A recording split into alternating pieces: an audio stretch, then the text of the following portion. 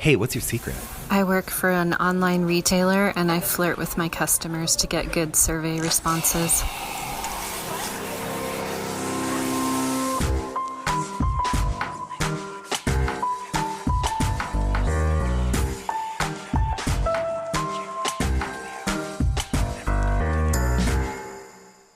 Hey, Ben. Hey, Brittany. I think your secret's all ready to go. Does it work? Okay. Yeah. Okay, ready? Yeah, let's go. Let's do it. Today, the story of when a YouTube star fell in love. But it's not your typical love story. In fact, it's quite the opposite. Hi, I'm Brittany, and my secret is that I lied about my relationship to my YouTube audience. It was nothing like what I portrayed. You're so good. I told you, professional. Amazing delivery. Brittany met Milos on a dating app in Los Angeles in 2015. And what evolved from that fateful summer swipe ended in a mystery complicated by love, abuse, international intrigue, and more. There's so much, Ben. And what she thought was a great romance took such an uneven turn that she hid the truth from her viewers. Me just putting what happened to me on YouTube would leave me open to legal things. I couldn't risk it. My guest today, Brittani Louise Taylor. You're listening to The Secret Room, a podcast about the stories no one ever tells. I'm Ben Ham. Yes, we're recording, right? Hi, it's Ben. Are we all connected now? Hey, it's Brittany. Brittany, it is great to hear your voice. You too. I have to confess, I really love your channel, and that's why you're here. Oh, me too. I've already been a fan of the show, so it was exciting to be able to come on and tell my truth. How many people watch you on YouTube? I think I have 1.2 million subscribers right now. But yeah, I think that's where it's at. I used to, when I first started, like every time I gained subscribers, I had a list and I would write it down. I'm like, I got 30 subscribers yesterday. And then it gets to a certain point where you're like, oh, when did that video get that many views? Or you just kind of, you get so busy with work that, the numbers just feel like Monopoly, like they don't feel real. For those who may not know, can you tell us a little bit about your YouTube channel and what goes on there?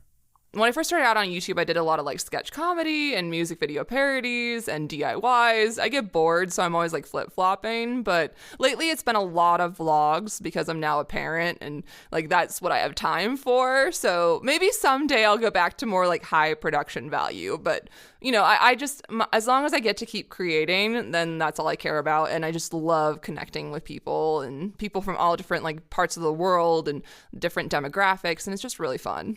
So you're here to tell a story. Yes. A story that you haven't told your audience. No.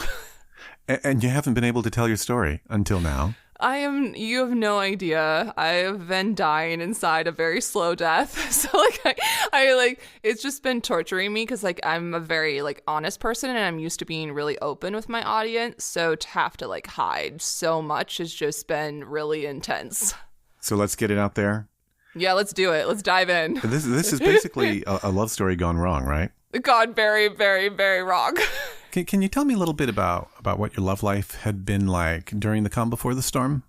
Yeah, I think, I really do think I was kind of a late bloomer. Like in high school, I had a few crushes, but I didn't really have a serious boyfriend. And in college, I dated some, but then I dropped out of college and moved to LA because in my heart, I always wanted to act. And I was always obsessed with anything like film, TV. I would go to the movie store here on Tuesdays and like rent out all the dollar DVDs I could and just binge watch things. So I think I lived a lot in like an alternate reality, or I live vicariously through the shows I was watching without like getting any real experience in the romance department myself. But you did date.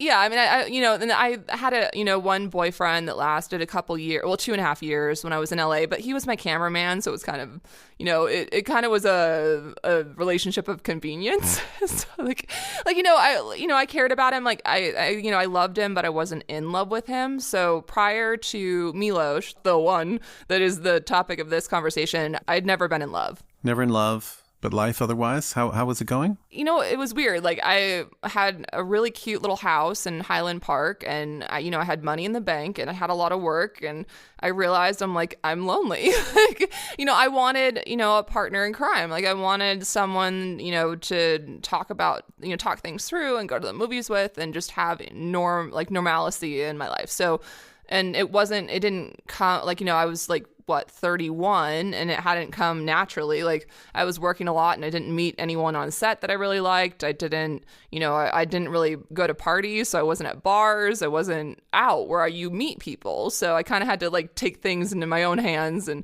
join the online dating wave in order to try to find someone.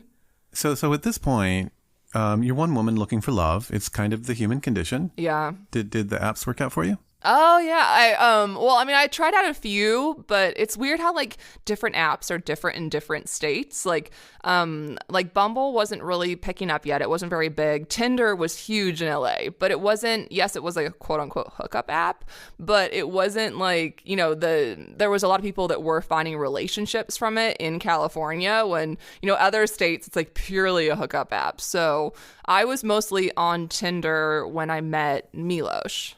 Do you remember when you first saw his profile? Yeah. I mean, I could not swipe right.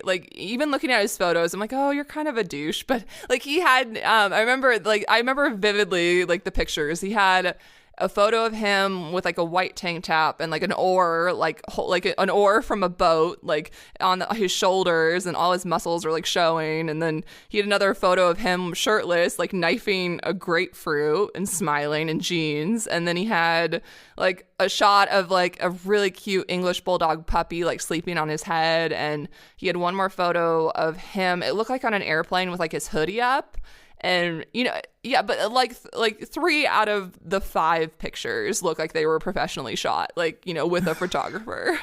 Okay, so should guys listening be taking notes? I mean, is looking a little douchey and having a professional shot stabbing a grapefruit the way to set up a winning profile? Well, it worked for me. God, I had some hesitation though, because I'm my instincts went, oh, player, right away. I was oh, come on, because you can't be that pretty and not know it.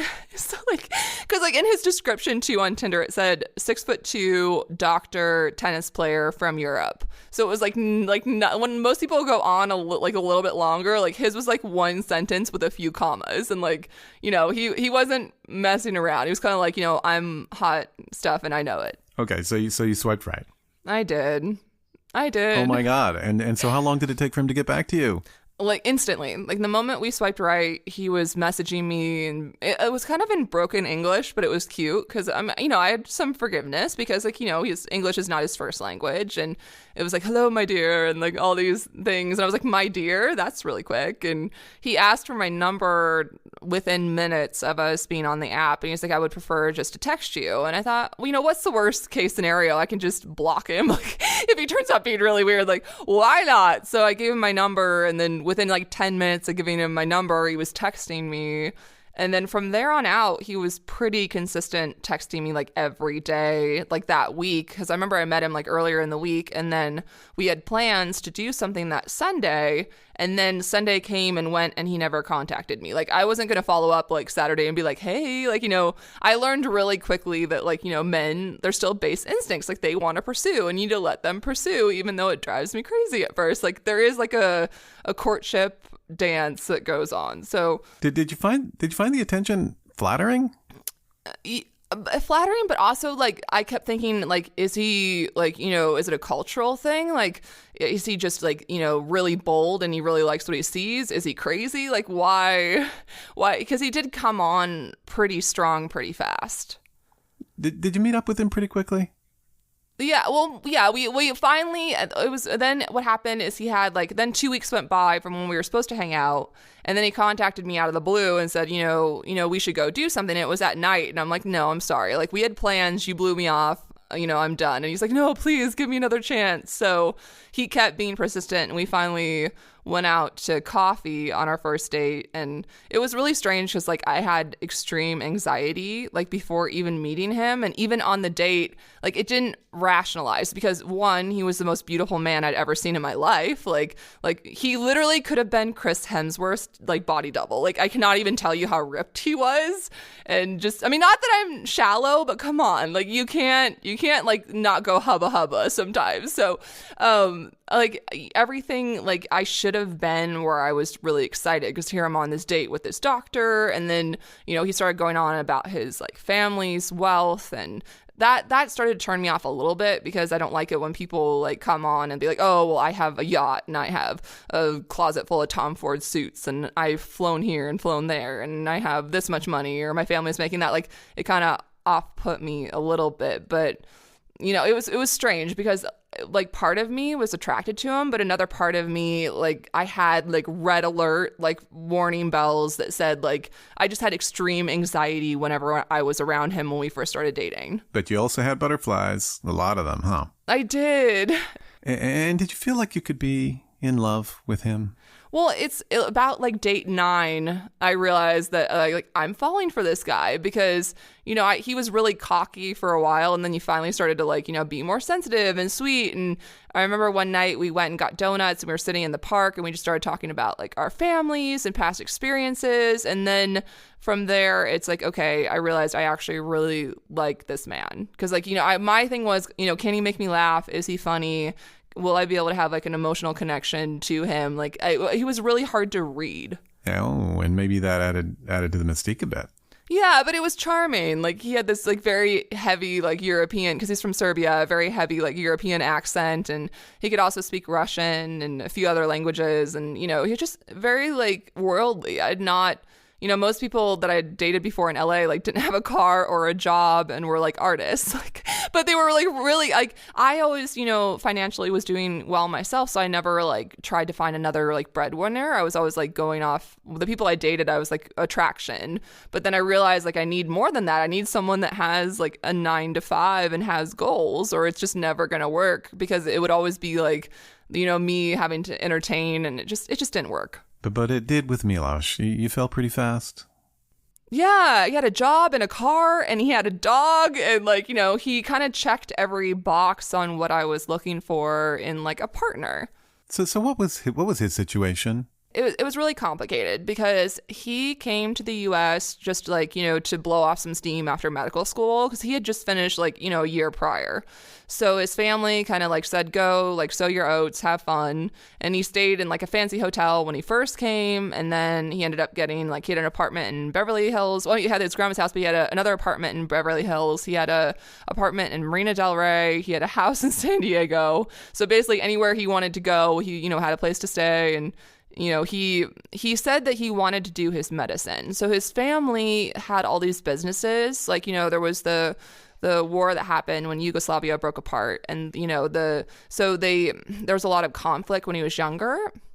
And they were like fleeing a lot of things. So he told me how he used to like sleep in the hallways when he was younger because that way bullets have more walls to go through. Or, they only had powdered milk for 2 years. But his family was really resourceful and got a loan and then started a furniture company and then had a coffee company and all these, like they were entrepreneurs. So the problem was when Milos met me was that, they didn't understand why he was staying in the United States when he should come back to Serbia and help run the family businesses, when he just wanted to do his medicine. Like that's all he wanted to do.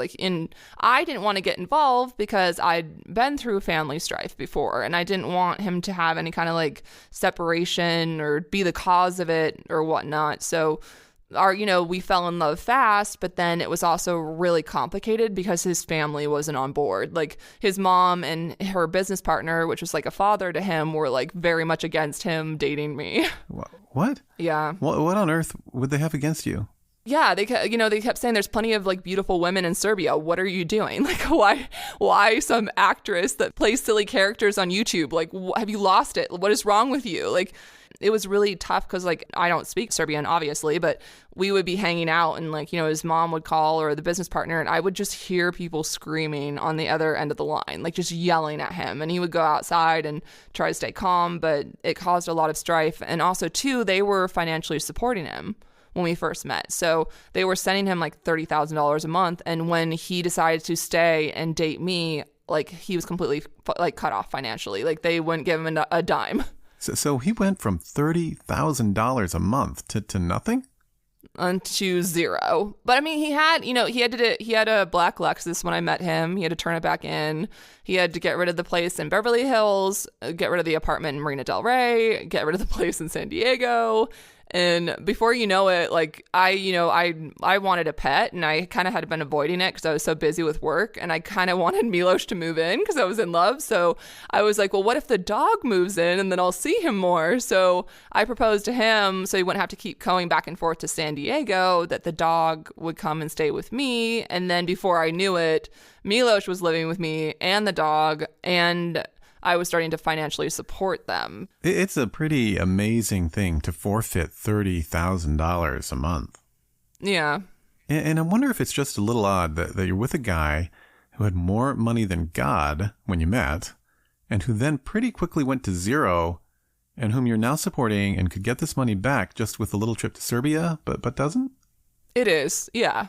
I also, like, growing up, I'd been around people that are, like, wealthy. Our friends of ours own, like, hotels all over Scottsdale. Like, you would never know it if you met them. Like, they're the nicest people on the planet, but, like, they're also, like very unhappy. So I knew, like, money money solves problems, but it doesn't solve everything. And if he was smart, like, you can make more. And I even told him, I said, go back, like, fix things with your family. And he kept refusing. He was like, no, I met you. I'm not gonna, like, give up on this, basically. Like, I'm not gonna, if I go there, I may never come back. Like, that was his thing. Like, they could, get him back where, he's working for them and, back under their control or whatnot. And it was really hard for me because I didn't want to be the cause of any of this. And I felt like it was my fault for dating him, that he was now like running out of money and whatnot. But I had been, like, when I first moved to LA, I had no money. So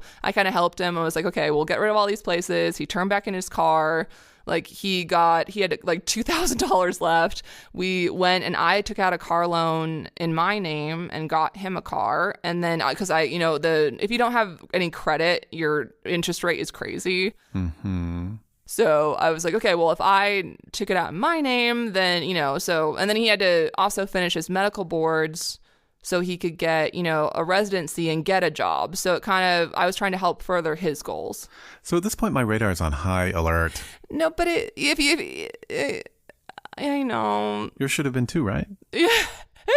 Or something, yeah. So how come alarm bells didn't go off in your head at this time? He was just so charming. Like, I can't even, I used to say all of my guy friends got a crush on him, like a man crush. Like, they instantly wanted him to, like, go play, like, tennis with them or go play football or go do something. Like, he just was so charismatic, and so, like, he could have charmed a rock. Like, he could have charmed anything. Like, it doesn't even have to be alive, and he could have made it do something. He was just that charming. Yeah. But he must have started to do something to make some money. Oh, yeah. It became really rough because, like, when I met him, he told me that he had been a tennis player with, like, Djokovic. Like, he, had been on the same team as him when he was younger. He got a scholarship to play and practice with Boise State, but he went to high school with the high school. So when he went back for summer break to Serbia, he tore his ACL. But that eventually, healed, but it would never be perfect. But he had all that tennis knowledge. So he had to start teaching tennis lessons to wealthy older women that had a crush on him to make money. So, if you've ever been in California, like, he was stuck on the 405 freeway from day in, day out, like, driving to Marina Del Rey and all these places, because when you teach, private tennis lessons to, like, wealthy people, they expect you to come to them. So he was getting exhausted and having to drive just and, work work nonstop every day, and there was no time for him to study for his boards, and he was getting more and more frustrated. Who were his clients? Like wealthy older women for the most part, and they would text him all the time too, which I was like these little cougars, like were like, it was, I got to meet some of them, and they would treat me like a jealous girlfriend, and I'm like, hey, this is just so strange. And some were lovely, and just like he was more of a therapist to them, and they would just text him all the time. Like I remember one like owned a private island, and she was a concert pianist. I'm not joking. Like, and she was going through a divorce, and she would just like text Milos all the time, just more for comfort, or and she would ask like random tennis questions, but there was never any like red flags with his clients. Really? No red flags at all? I see a few.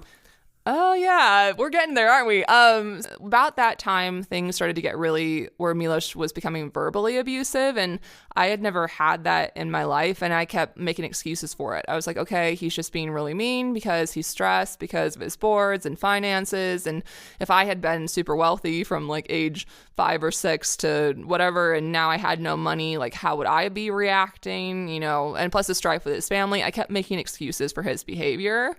Then on January 2nd, 2016, I had a woman contact me because on my YouTube channel, there's a business email, which is my email, which I a lot of times like to filter stuff before sending it to like an agent or a manager. So she emailed me saying that Milos was lying, that, they were together, because I had made a video finally talking about, having a, boyfriend, and showed photos of Milos, and it was that like the same day that she was emailing me and sending like photos of them together, but it was nothing that would be too suggestive. Does that make sense? It was like photos of that, because Milos had a social circle that he would go out to with other like Serbians and other Eastern European men, and go to like steakhouses, and there was like photos of his friends that I knew like in the pictures, plus the girls around. So there wasn't anything like too salacious, but Milos said the reason that she was doing this was she found out that he was already married, because when he met me, his green card was set to expire, and he gave his last $170,000 to this woman to marry him so he could stay in the U.S. and date me. This is so extraordinary. He must have been such a good storyteller. Uh-huh.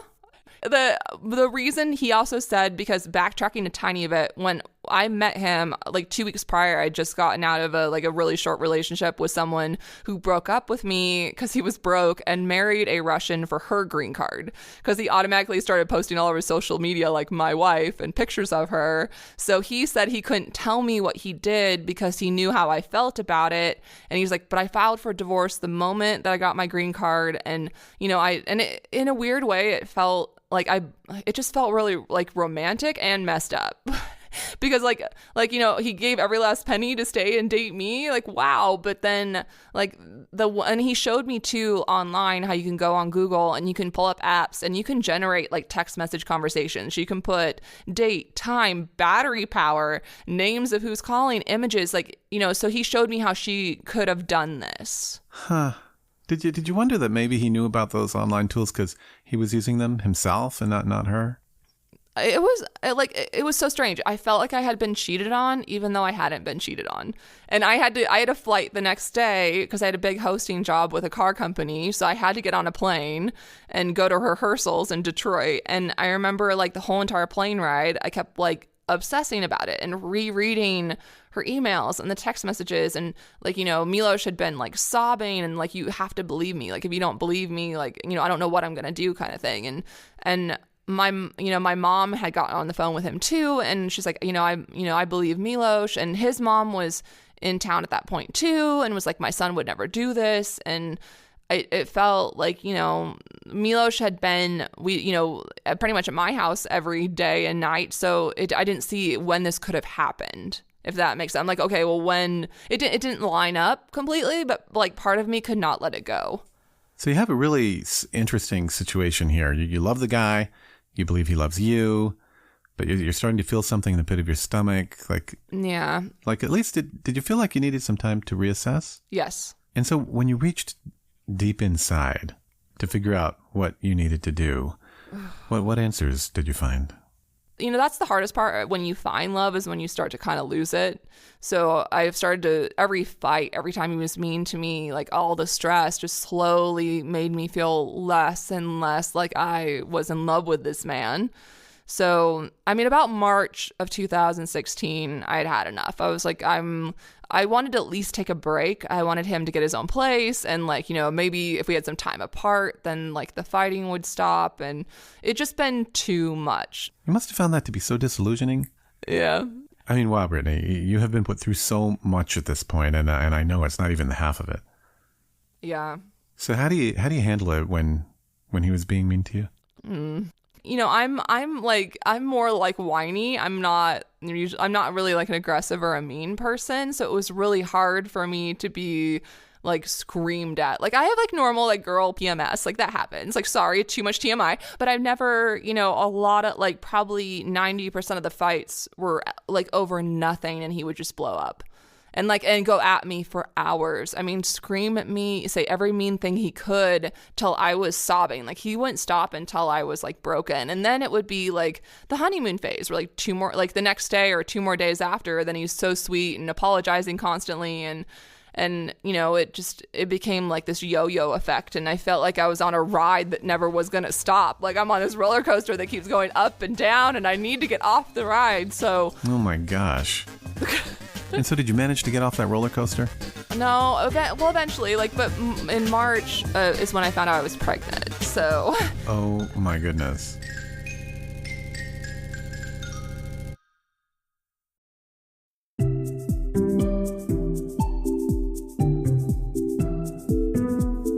So Brittani, what was the state of your relationship exactly when you discovered you were pregnant? That was so tricky because I finally, when I was in New York, because the hosting job continued. So I was in New York hosting for a big car company at the Javits Center for 2 weeks. And I had 2 weeks away from Milos, 2 weeks to think. And I was like finally breathing again and happy. And I like loved my job. And I was like, you know what? When I get back, we need to take a break. Like we need to, we were even talking about possibly getting like married at that point and like, maybe looking at rings. And so I was like this, before I make that kind of leap, I needed to really figure out what I wanted to do. But then while I was also in New York, I kept like eating, like I was vegan at that time, and I kept wanting like protein and like meat. And I'm like, what is wrong with me? So I went on Amazon and I'm like, could it be? And I bought like a pack of like 25, like those little pee strips, like pregnancy strips. And like I peed on like 6, and within like seconds, it was like pregnant. And I was like, my stomach, like my heart hit my stomach. This was not something that you wanted? No, I just didn't plan on that. It's different when you like really want a baby and you plan on it. But when you're in a really bad relationship and you find out you're pregnant, it's like it almost felt like a death sentence. It like didn't even feel like my son was a human yet. It felt like he was this like parasite that was making me have to be with Milos. What a conundrum.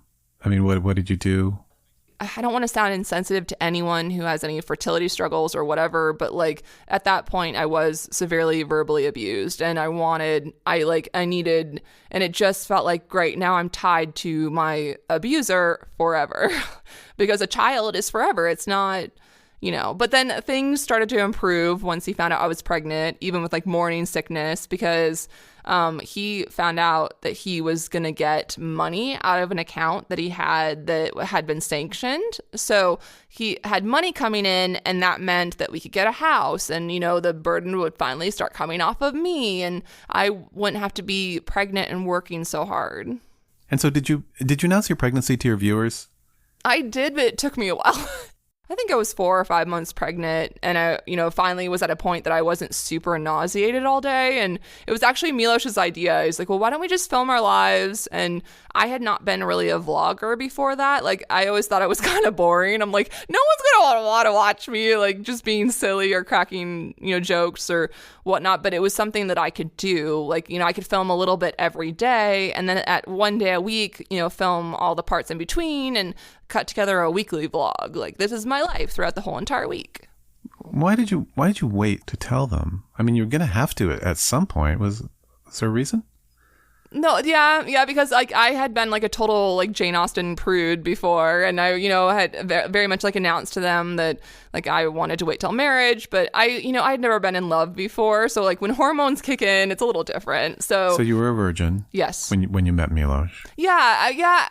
I probably was a little too judgmental earlier on in my career. And, I was worried what the backlash would be because, like, I'm like this Puritan, like, that's now, like, saying, like, I have a scarlet letter on me now, talking about, like, to my YouTube audience. But everyone was really receptive. And I think that, if it's the truth and you're honest, like, people respect that. Yeah, totally. It's like I got knocked up, and here's the hot doctor I'm gonna marry. Congratulations, you guys. And by that, we decided at that point that we were like. He just asked me one day, he's like, "You're basically already my wife," and I said, "Yeah, pretty much." And he was like, "Well, we should just get married." And I said, "Okay." So we didn't have a ring yet, but we were quote unquote engaged. Okay, so as you put it, you're knocked up, you're supporting your fiance, and there's a promise of a ring. Yeah. And there's still the promise of untold wealth, right? Yeah. So where was that going to come from? He basically had told me, like, because his family had all their different ventures, right? So he had done like a brief stint in oil and like oil trading, and he put the money into a fund. But then I think the U.S. put sanctions on it, and it was in Russia or something. And his family's cut was like $30 billion, and his was, $10 billion is what he told me he was getting with a B. $10 billion. And it was it made me uncomfortable too, because he started talking about like all the movies I could do and things. And I'm thinking, no, but I don't want to buy my success. Like I want to make it because, I'm good, or I'm weird. Like I've always wanted this struggle. I've always wanted to really earn it. Like even, in clothes in high school, I got a job and worked weekends so I could pay for my own clothes. Like I've always been someone that wants to like earn my way and earn my keep. So part of it was like exciting because we started looking at like multi-million-dollar homes in Malibu. And like then, Milos kept saying, the closest residency hospital would probably be UCLA, and he could be in traffic for an hour to an hour and a half, maybe 2 hours, because it's LA. So, just to get back and forth every day. And if he's working, 14, 18, 24-hour, 48-hour shifts, like that it would be too far for him to drive. So he could just take a helicopter. Yeah, he could with that much money, right? But but he kept saying like probably the best idea, and he kept saying the air is cleaner in San Diego, the schools are better, people are better. So he started showing me like the area of like Rancho Santa Fe in San Diego, and it's heaven on earth. Like you understand like why Oprah and Bill Gates and all these people have homes. Like it's like huge, wide lots with these mansions. Oh, I've been there. I've driven through it. It's gorgeous.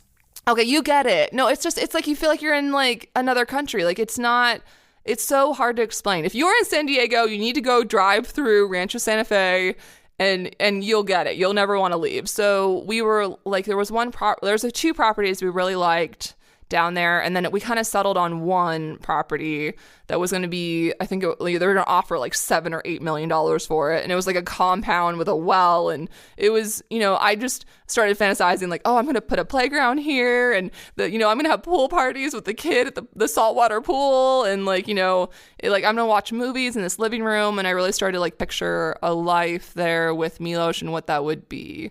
But part of it still made me really uncomfortable. We had such a rocky start, and I didn't want to be bought either. And that was another like hard part, was like, okay, well, we're back on track. Like I feel like I'm in love with him again, but things can always flip and switch, and then I'll be stuck, and then he'll be paying all the bills, and he would have more control. And that part kind of scared me a little bit. But look, you're right to be cautious. And just to clarify, you said 10 billion, right? With a B? $10 billion, and his first $150 million was coming soon. So we found a place that we were it was about October of 2016, or early October of 2016. We were gonna put an offer in, or right before that, maybe the month prior. And then Milos found out that the banker that his family had hired like ran off with the money. So we were like 2 weeks out from making an offer on this place, and all the finances like fell through. And by that point, I was in debt because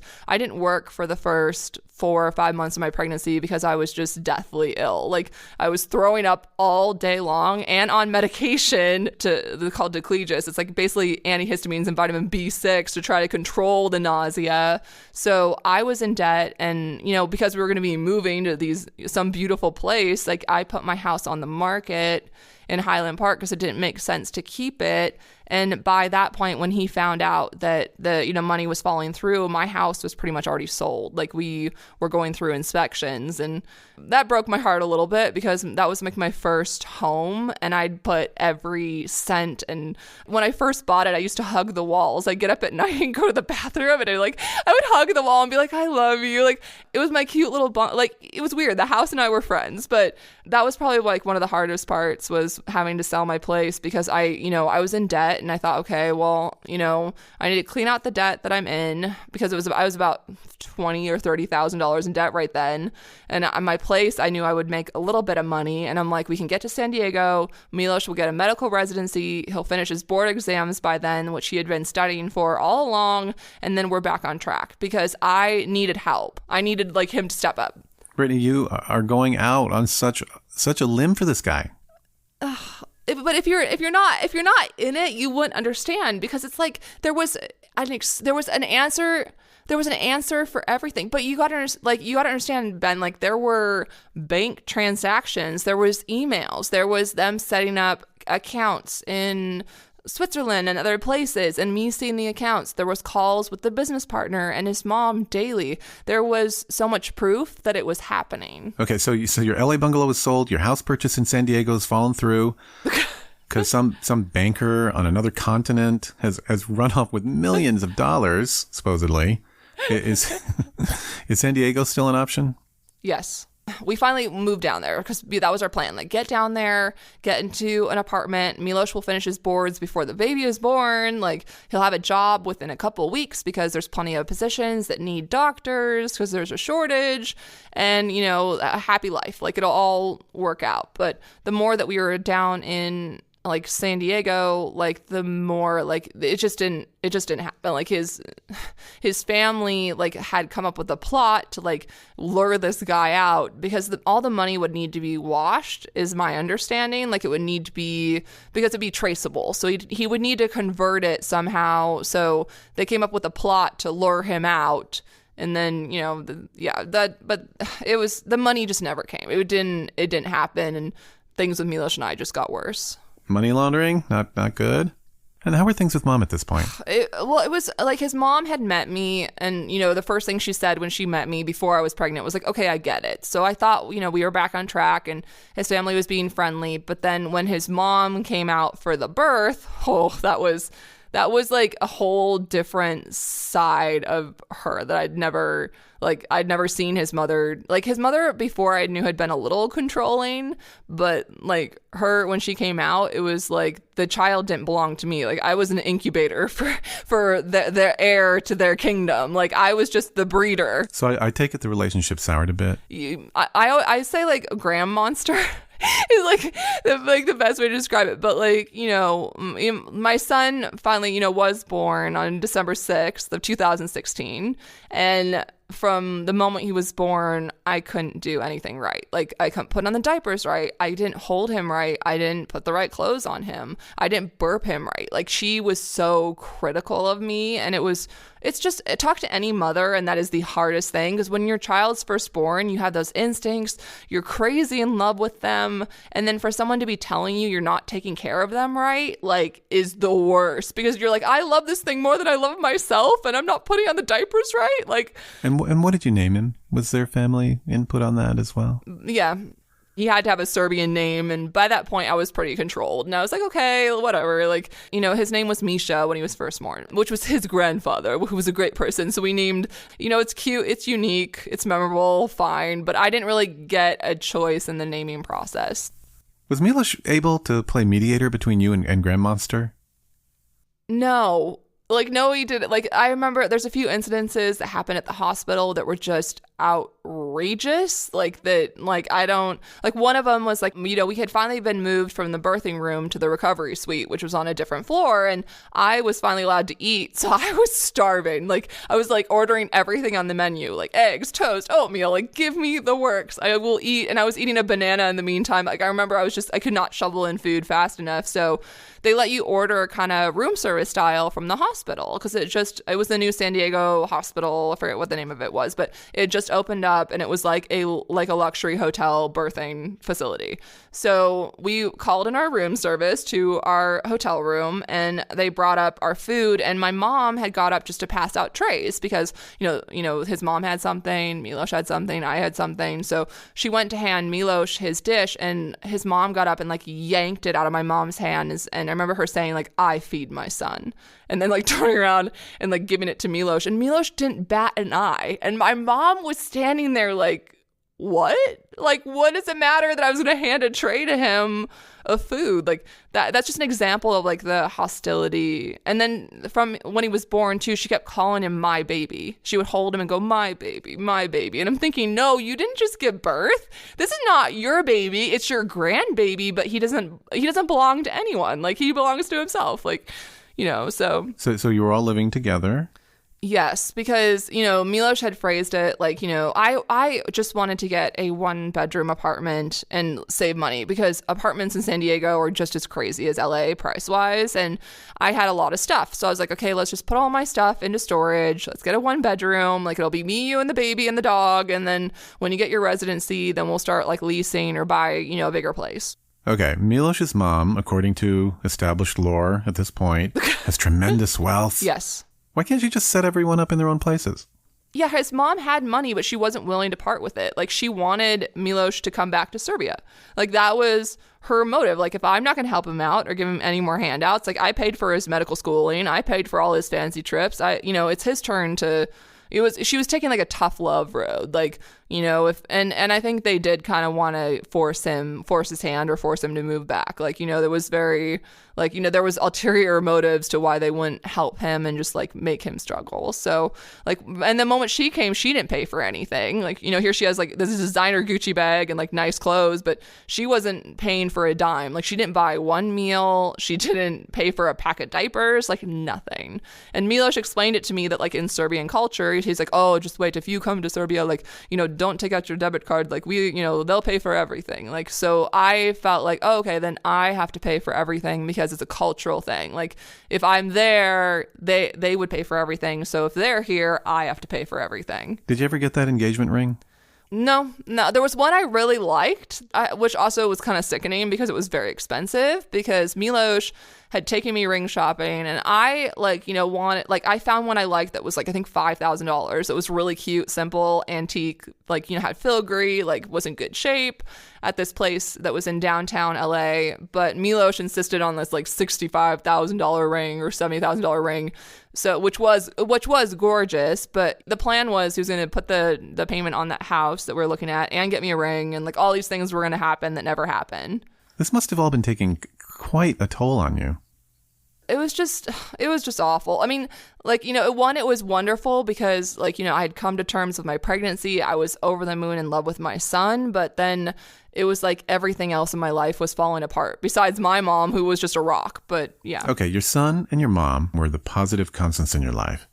Part of you must have felt that having the baby would help your relationship with Milos. Yeah, because also too, like when our son was born, he was very detached. Like he changed one diaper and like that was it. Like he helped with like one bath and then he's done. Like he didn't help me at all. So it was very strange. Like I always pictured him being like a really doting father, and like because the way he talked about like I want to have 4 children, and just the way he would say it, like I pictured in my head like he's going to be a really good partner and he's going to be up like helping me with the baby too. But from the moment he was born, he started like sleeping in his mom's room because he said he needed more sleep to study for his boards because he still didn't get them done. So it was like me alone with the baby, like with these. I remember I looked in the mirror and I had like red streaks under my eyes. When you get really tired, your eyes turn red, like under it's no longer purple, it's like red. So I remember like, you know, because I had about there was about 4 or 5 days of not really sleeping, because you don't, like, once the baby's born, it kind of, everything goes out the wayside. Like you know, you have cuffs on you and people, like, you know, giving you shots and the baby shots or taking out the IVs, and like you don't get a lot of sleep the first few weeks. So I didn't, and then I wanted to do a lot myself because, you know, his mom was so imposing that I kind of took on all the burden, you know, onto myself to take care of him and like our son in the first week. Brittani, this is so intense. What a tremendous load you're carrying. There must have been a breaking point. Yes. We had like one part that was really hard. We had one part where when I was pregnant, before I started making videos on YouTube and I was in debt, that he was physically abusive. Like was gathering up all his stuff, probably pregnancy hormones. And I was done with them. I was like, I said, you need to move out. You need to go get a job. And as I was gathering up his stuff, I looked at him and I just knew that it was escalating way too quickly.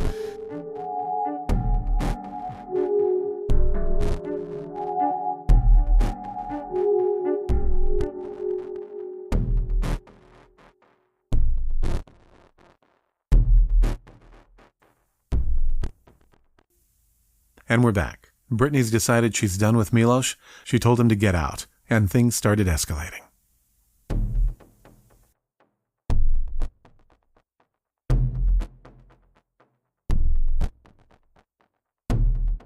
I tried to get away from him and call the police because he was just out of control, and he like wrenched my phone out of my hand. And I remember but then I thought I hurt him. Like he told me that like I hurt his eye or something, like because I had pushed his face away because he was like on top of me at the door, like he would not let me go. And this is when I was pregnant, and it was so confusing because like I was trying to get away from him and he was violent, but then I felt like I had hurt him.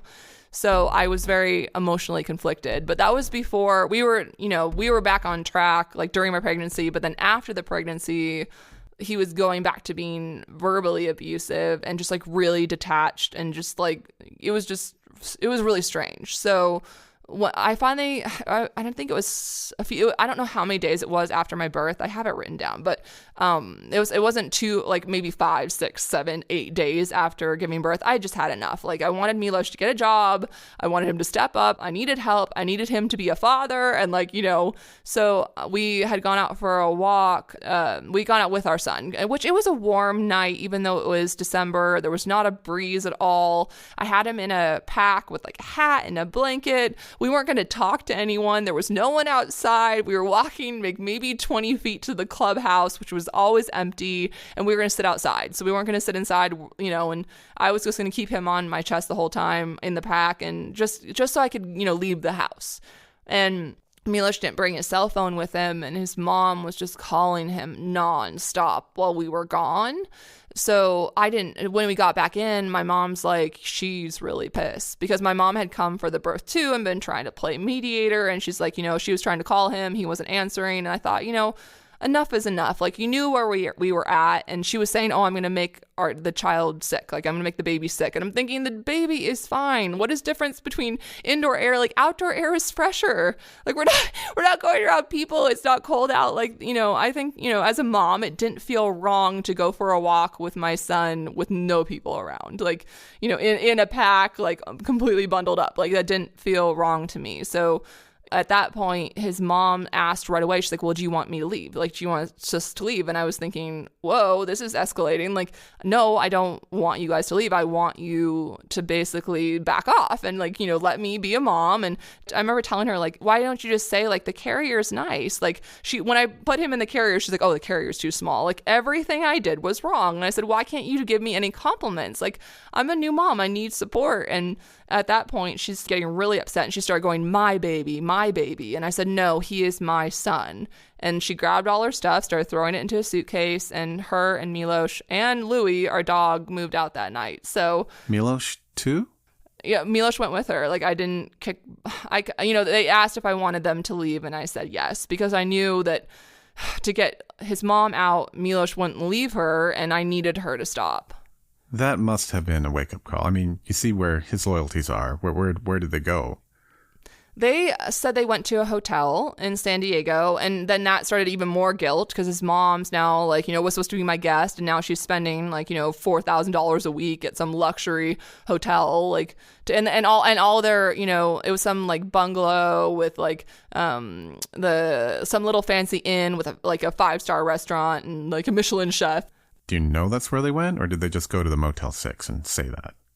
I didn't know. No, but he kept, and then all his laundry, he said, has to be done by the hotel, and that's costing them so much money. And the moment he kicked out, then it became kind of like the moment he left and I kind of kicked them out, then it became war. Even though I said like the next day, I said, why don't you guys come back? We'll work it out. I also have had like a hormone drop. I'm exhausted. Your mom won't leave me alone. Like Zora has been all over me. There should just be some lenience when you've just given birth. Like you've carried something for 9 months and you are like exhausted, and I just needed her to stop. And they're the ones that were very rash and like wanted to get out of there. But it was for the best. Yeah, exactly. But then when they did leave, then the abuse like ramped up times 30. Like I thought Milos was bad before.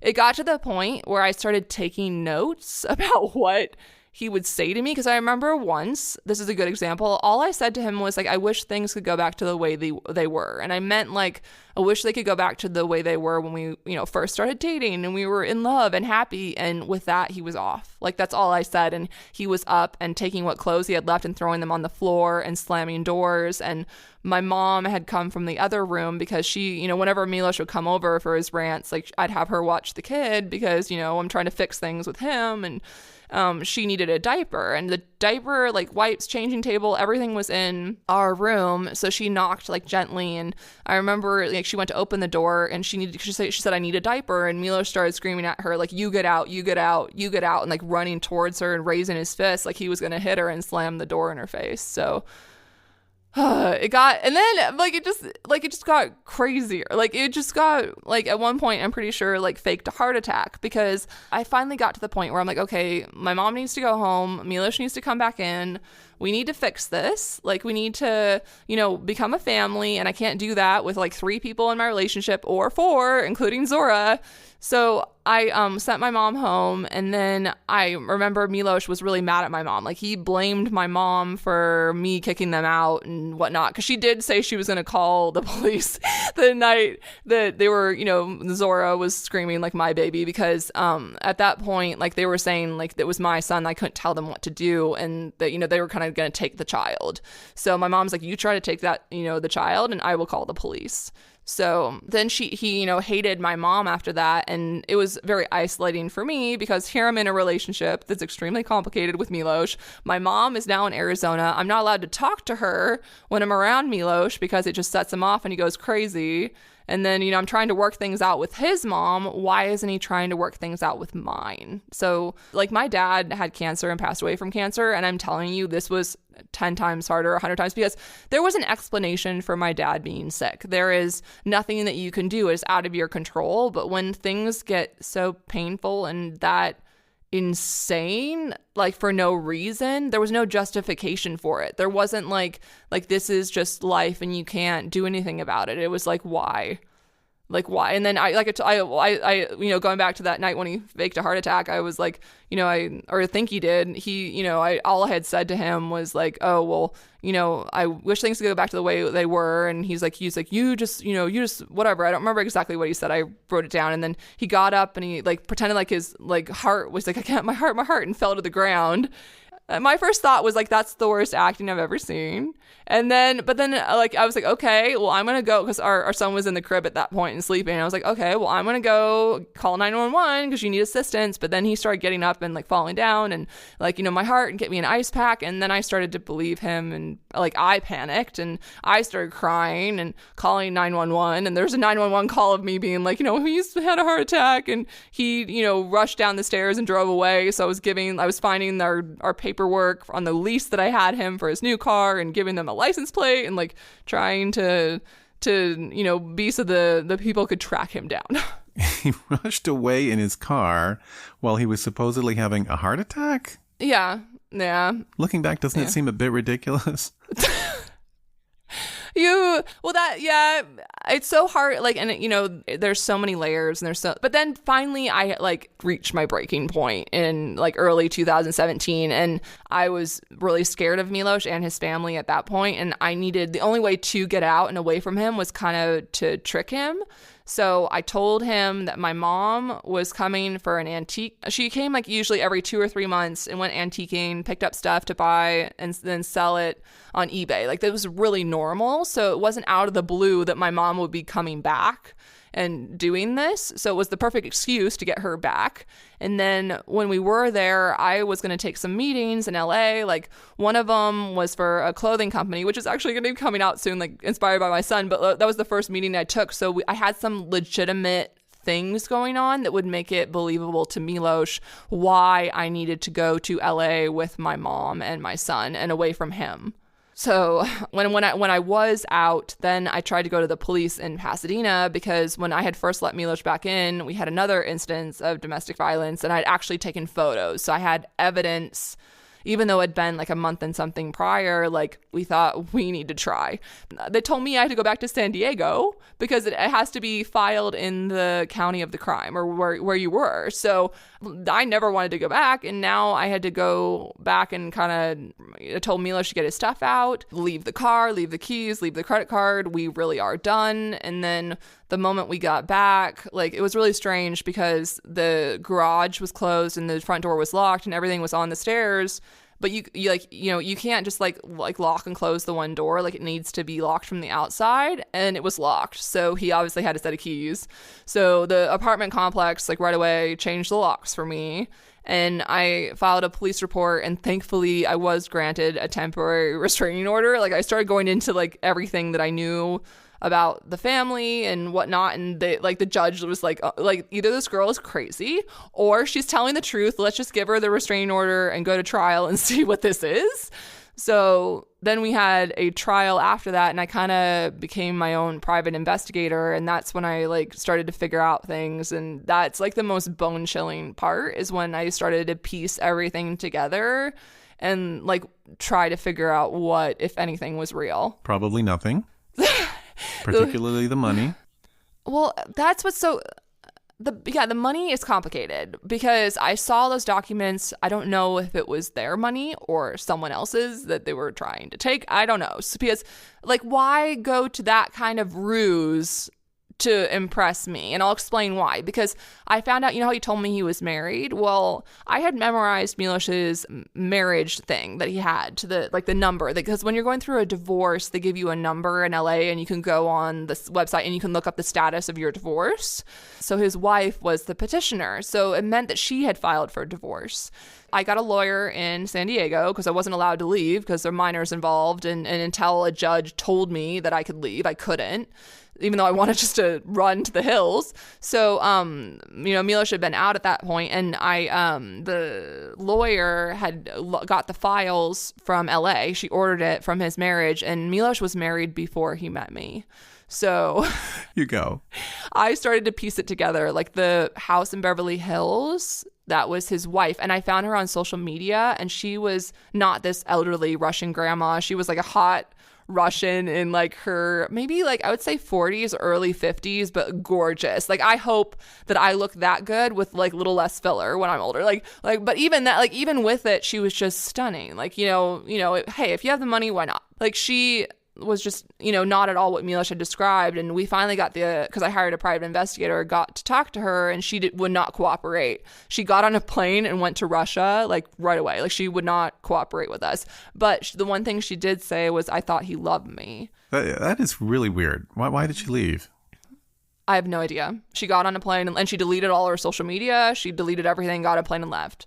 If I could be a fly on the wall and find out what else she knows, because then like once I started to piece it all together, it was like dominoes. And I'm like, okay, wait, if I felt like he cheated on me and he told me this girl was like a call girl and jealous and he, he rejected her, he probably did cheat on me. So I luckily had never like said anything mean to her. Like I didn't write back like, you bitch, you tried to steal my man. Or like I didn't, write any response. I just didn't respond. So I wrote her a nice email and I said, I'm so sorry. I should have believed you, but I believed Milos when you wrote this. And I said, I have a son with him and I've just left him. And she like got on the phone with me right away. And if only I have chills right now. If only I would have talked to her, I would have known that Milos was lying, because she had details that there's no way to deny it. Like, he had been FaceTiming her from my mom's house in San Diego, like in Sedona for Thanksgiving. Like there was details that were just, how do you can't get past that, right?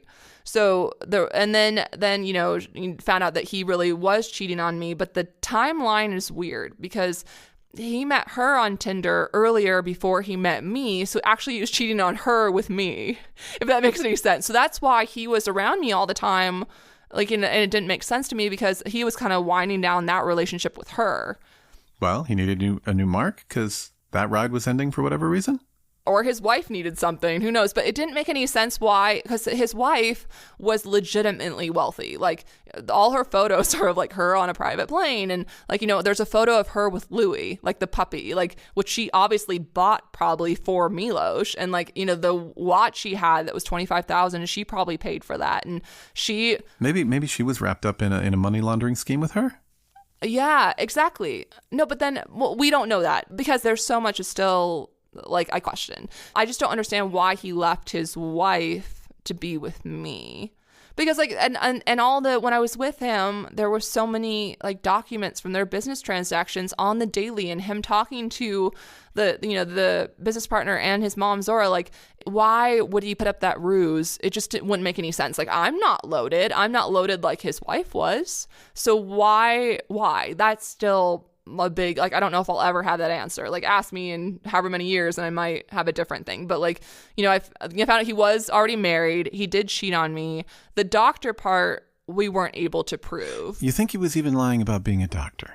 Everything was a lie then. It's so complicated. We don't know whether he is a doctor. Like, did he go to medical school and in Serbia and drop out? Did he just, I watched him study for months and like ramble off stuff. I quizzed him on pharmacology. I pretended to be a patient for his step 3 board exams, which are in person. Like, there's just so much that I don't know what is real. And then on the path of like questioning everything, then I was like, okay, is his mom like really his mom? Like, because like the woman that he told me was his aunt in San Diego that he was renting the house from was his host mom. So when he was an exchange student and not really like blood related. So like, who is who and what relationship do they have to Milos? It just like, it's so crazy. I'm sure they weren't as wealthy as they portrayed.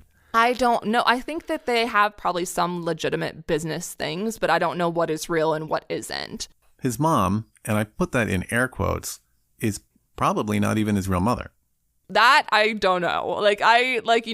She was just a little too friendly, his mom, quote unquote. Like, she would always have her hand like rubbing his leg. And all these women, like I told you, would act like jealous girlfriends. Like, I remember we went out to lunch with one of the girls he taught tennis to, and she was just so catty to me. And I'm thinking, yeah, because he's probably sleeping with all of them. Like, that's probably how he's making money. Like, I'm so lucky I didn't get any STDs from this man. So, but, then the path of getting out and then figuring out everything has been the craziest part, because it's like I didn't even know what to think. And I thought, okay, if I'm a smart girl and I got taken, like I had to wrap my mind around it. like all the lies and all the things. Like I still now like think about, was that real? Or I'll say something and my mom says, are you sure that's the truth? Because Milos probably told you that. And I'm thinking, oh yeah, he brought, like, I don't know if that's real. Like I just took it as a given. Like, you know what I mean? It's just weird. It's an amazing story, Brittani. And you know that this isn't even the half of it. Like, we're just brushing the surface. Like it's way scarier than this. the continued truth of what happened. Like it's bone chilling. And the reason that I know all the bone chilling details is because you documented the whole gut wrenching affair in a book. I did. I didn't plan on it, but it was like therapy. Like I had to be silent during my trial. Like the judge ordered me because she knew I was on social media, and she's like, you better not be posting anything. Like, and my lawyer meant like nothing. You couldn't even say that I was having a trial, and that lasted to wrap everything up was over a year. So I went from having Milos in videos to just like, he's gone and not explaining anything to my audience being really mad at me, to like 50% were really pissed and like a lot of unsubscribed, and then like other ones have been so sweet and supportive and been like, I know there was something else going on in the background that you like, because I would hint and make catty like things here and there, like you like, oh, like there was a toy snake in a toy store, and I said, I know a few snakes, and people were like, oh, that's a dig at Milos, or like they would interpret things or think that I'm saying something. I was dying. I wanted so badly to tell everyone what happened, but the safety of my son became priority, like number one, when I left Milos. And so now, after all this time, you have a chance to come clean to your fans. I do, with you. Your book is such a page turner, and even after reading it, I'm still just gripped hearing you retelling your story right here, and having a chance to ask you questions about it. So great. Oh, good. It must have been so emotional to put it all down on paper. Like, it's hard because I don't, like, the hardest thing for me, like, the most anxiety that I had was, like, am I going to do this, am I going to do this right? Like, am I going to give this story the justice that it needs to? Because my priority one, when I first started writing, was just to get it out. Like, I didn't even know I was writing a book when I started writing a book. I just started writing, and I had everything organized for my trial. I knew dates, times, and all I had to do was work backwards and be like, okay, then the thing that came out in trial, this thing needs to be placed in this chapter because this is when I found it out. Like, I had an outline already for the story. So, but when I started writing, I kept thinking, if I can just save one person from this misery. Like, I was lucky. I had an incredible support system. Like, my mom has been basically the other parent. Like, he calls her mama too, which just makes me die laughing. Like, Rex thinks my son, well, we call him Rex now. Rex thinks he has two moms, but he's starting to call her grandma, but it's pretty funny because he'll argue with her. She'll go grandma, and he goes, mama. Like he argues with her, which is cute. But like, there's not everyone is as fortunate as I am to have that kind of support system. Like, most people don't have someone they can turn to that will just fight with them through the darkness and get them back, back to the other side. Like, I was so lucky to have people that love me so much, and I'm able to tell this story because as reading it, that it could have gone a completely different direction, and who knows, I might not even be here, which is scary. So you went to court. You wanted full custody of your son. It must have been so hard to compartmentalize what was going on in your real life and your YouTube channel, which is supposed to be a window into your real life. Yeah. Could you say anything at all to your fans? I wasn't allowed to say anything. And I remember going to my first court date, and I was like, the night before, my chest was so tight, and like the whole entire, like, because we had to drive down to Phoenix and catch a plane and be there early, and I remember my hands shaking the entire time, and I just did not want to see him again. Like, anyone that's been in an abusive situation, like, the last thing you want to do is be around your abuser. Like, I didn't look at him pretty much the whole entire trial except for a few points. Like, I couldn't. I was like, if I look at him, I'm gonna back down. And, that there was like blackmailing, there was so many other things going on, and I just did not, I needed to stay strong because like my son is the sweetest, like kindest little thing. And like, he's 100% like my personality and looks a lot like his father. So, but like personality wise, like he needed to be protected. And I was like, I went into mama bear mode, and I would have done anything, like anything legal to take care of him. You would know this, like, way better than me, of course, but isn't one of the keys to being a successful personality on YouTube that you provide an unabashed, like, no holes barred window into your life? Yeah, and I didn't. You worry about a backlash? Like, they'll be upset at you that you weren't, being as transparent as you're expected to be? I worry about the backlash from the people that don't read the book and don't understand, because like legally I couldn't just make a YouTube video. Like I'm not going to go into like all of it, but I had to have where I have a team behind my story, because me just putting what happened to me on YouTube would leave me open to like legal things that I could not, which I'm not allowed to talk about. I couldn't risk it. So it's like, well, I fought so hard to protect myself and my child. I'm not just going to throw that away to entertain people online. So no, it's like the hardest part for me has been when I've wanted to I can't even tell you, I've just wanted to scream and pull out my hair and be like, guys, you don't understand what I've gone through. Like, you don't understand what I've been hiding. Like, you don't understand my struggles. Like, and the book was like the biggest blessing, because it was finally a way that I could safely tell my story. So where's Milos today? I don't know. Like, I have an inkling on some things, but it's like, people like him, like, they're here and there and everywhere. I mean, I think he might be in Texas, but like just from like social media stuff, but like there's some other like people involved, and that's their story to tell. It's not mine. And is his ex-wife still laying low? No, like I think she put back up her social media, which is like, good for you. Like, you're no longer afraid, but like she kept her stuff down forever. Like I think she still deleted her Facebook, and it was weird because like the guy that took photos of us for like family photos, also that Milos told me was his cousin, also took photos of his ex-wife, the Russian. And I was on her son's Facebook page tagging that photographer, and I was thinking, how sneaky. Like, this photographer came like to San Diego, took family photos after my son was born, and like knew that Milos was already married and knew his other part of it. And like, you just wonder, like I said, to be a fly on the wall and really I figured out a lot once the love goggles were off and my eyes were wide open, and I dang, I would be a good private investigator, but like there's still a lot that I don't know. I noticed there are scenes on your channel where Milos's face is blurred out. Yes. What's that?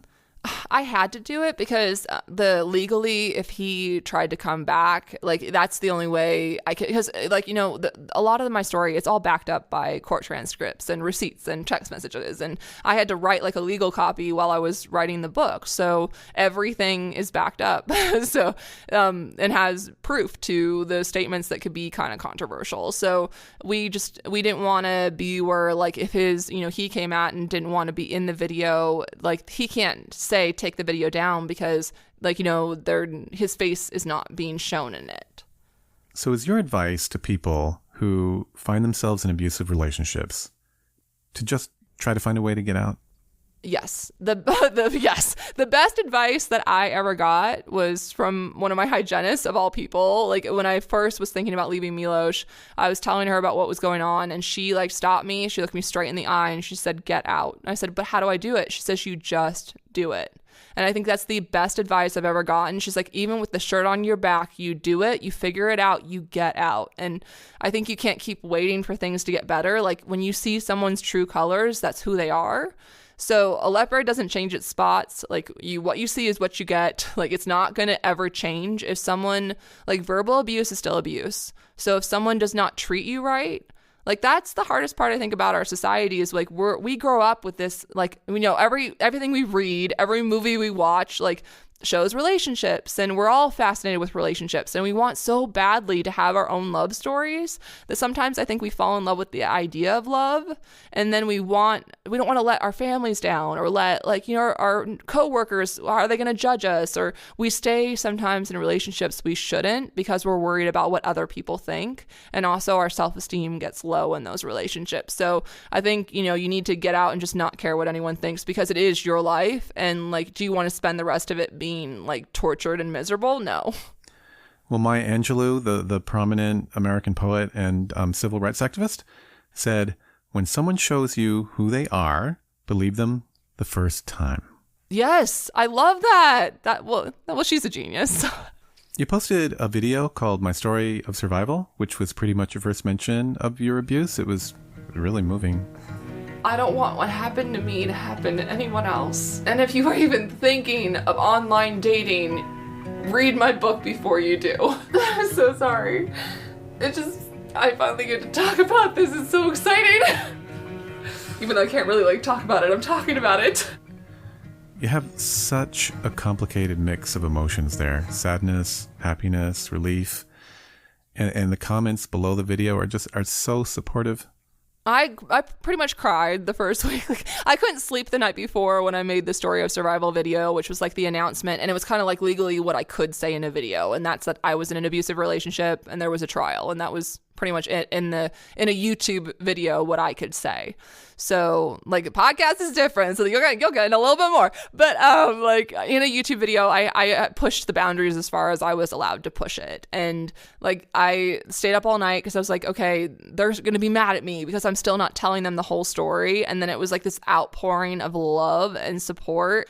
I can't even, I'm so grateful. And for me, I already give away 10% of everything I make, and I will definitely be donating to, like, there's a charity that I love that's called Watoto. It's in Uganda. They take women that have been trafficked and also orphans, and they create them new families and give them trades and skills. Like, I will pay it forward. Do you have anything you want to say to your fans who might be listening to this podcast? I just love them. We've been together for so many years, and like there's even, I have one girl right now who's like, she's really sick. She has a very rare disease and she's bedridden, and she like is making me a cup. So like she's like, Brittani, do you want, like, I make these cups, so she's gonna like, you know, put Rex and I's photo on it and then put Rex and make me a mug. And I'm like, you know, I have the sweetest viewers, and like the people that I've collected over the year is just like mostly smart, sweet, really intelligent women that are they're just beautiful humans. I have some guys too, so not excluding the guys. So just I'm like 80%, 85% female, like, you know, 15% if my male, yeah, that'd be 15% male, yeah, it's whatever. I'm not a mathematician. and it needs to be asked. Are you dating now? No. No, I tried to go. I'm going to give you a really quick example. I ran into a guy that I went to high school with, who I was on tennis team with here, and he was like this short little thing and super sweet, and now he's like 6'2" and like really cute, and he invited me out to dinner, and I had to file police reports for things that Milos was doing during our trial that were really scary. So I was at the police station, and he was mentioning how some of the people I went to high school with, because I knew the police officer, he said it's a small town, so he was like, you know, mentioning that a lot of the people I went to high school with are now police officers on the force. And I said, oh well, I'm going out to dinner with such and such, and he goes first and last name. I said yeah, and he goes, just because I know what you've been through, he said, we arrest him all the time for meth. So then I went on Google, and he had just gotten out of prison for an aggravated assault DUI. So I don't have the best taste when it comes to men. So I think I need to be set up. Or someone like, you know, has a nice brother. And you know what? Like, I have a young son, and I don't really have a lot of time. So do I want a relationship eventually? Yeah. But right now, like, my focus is Rex, and it's kind of been nice just to, like, you know, not have to put on makeup and just, like, you know, just be a mom and not worry about taking care of anyone else but him for the moment. Why did you want to tell your secret? I just want to, if I can save another man or woman, I want to be the poster child of what not to do. Like, I literally want to be like, oh, okay, like here, because like I feel like people like Milos and, you know, others that are, you know, doing whatever they're doing, if it, you want to call them con artists, I don't know, or whatever, they have a game, they have a tactic, there's things that they use, there are warning signs, there are things to look out for. And I wrote it very like narrative. I didn't like, you know, talk about what happened to me and then give an anecdote. Like, I wrote it like a thriller or whatever. So I wanted the readers to be able to read it and take what they need out of it. So I'm not telling you what to think, but you can see plain as day where I went wrong.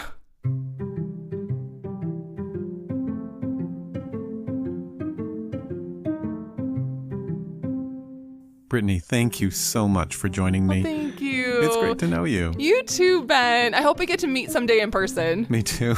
I have a feeling it's going to be a blast.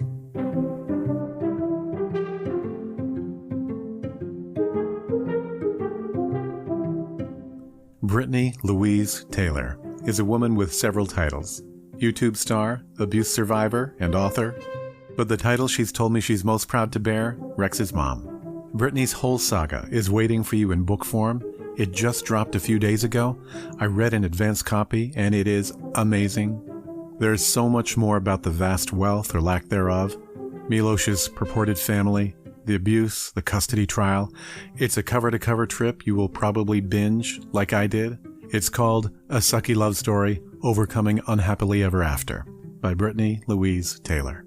Brittani's book is also on Audible. Secret Room listeners get a free audiobook with a free 30-day trial at audible.com/secretroom or text Secret Room to 500-500. I'm just saying.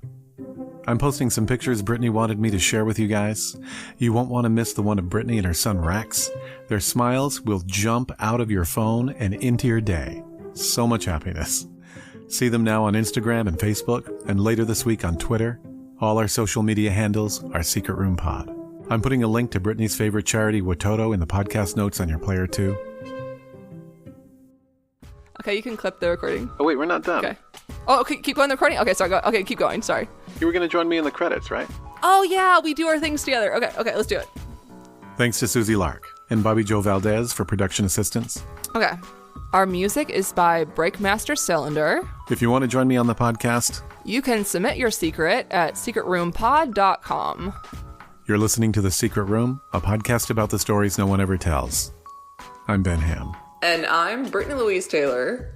Okay, ready for the sign-off? Okay, we do that together though, right? Or you add it in later? Let's do it together. Okay. Pod on. Pod on. Hi, I'm Brittani Louise Taylor, and I'm gonna draw my life. This one girl in particular would try to spit her gum in my hair on the bus, and she stole my jacket, and the worst was when I was invited over to a sleepover, only for the girls to pour nail polish on me when I was sleeping. I would literally come home from school every day and cry, and I remember my mom saying, "Brittani, I don't understand why this keeps happening to you, but all I can think is that God is strengthening you for something big."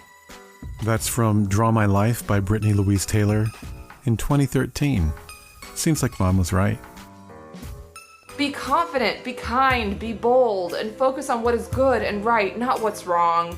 And when I say I love you guys, I mean it.